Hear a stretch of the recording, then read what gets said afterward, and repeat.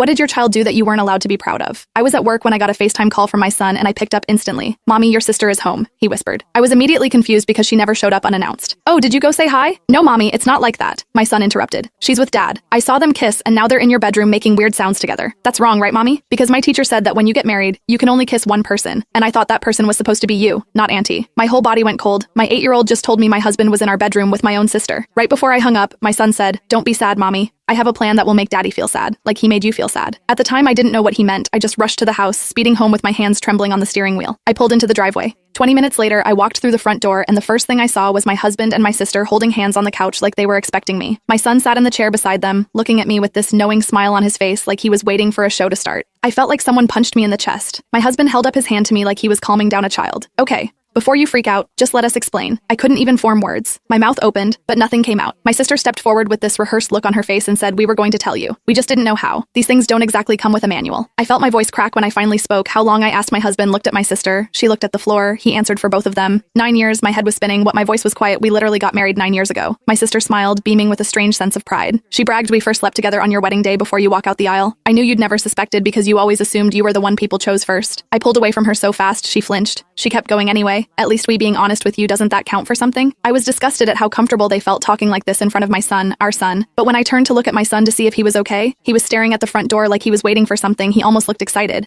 That's when I heard a knock at the door. My son smiled and said, "I told you I was planning something, Mommy." He then jumped up from the couch and swung the door open. I looked at my exclusion and his new GF to see if they knew what was going on, but they both looked equally as confused as each other when the door was fully open and I saw who was behind it. My jaw hit the floor. Standing on my porch was my entire extended family, and beside them was my ex-husband's and Anne's entire extended family. At least 25 people were now staring into my living room, seeing my husband and sister sitting together holding hands. The silence was deafening. I looked at my son, complete shock, and he just stood there beaming. I invited them all here to expose Daddy and Auntie. They can't lie to anyone anymore. I stared at him, wondering what I did to raise a kid like this. My husband tried to stand up to explain himself, but his own mother held up her hand and he sat right back down, and just when I thought my son's antics were over, my sister clutched her stomach and sprinted towards the bathroom. I looked at my son, and he whispered again, "I put the me that helps you poop in her food." My son had put laxatives in my sister's food. I didn't know whether to laugh or cry, he continued. "It's like you always say, Mommy. Sometimes you gotta clean the bad stuff out from the inside." Long story short, I got a fat divorce payout and now me and my son live in a penthouse together.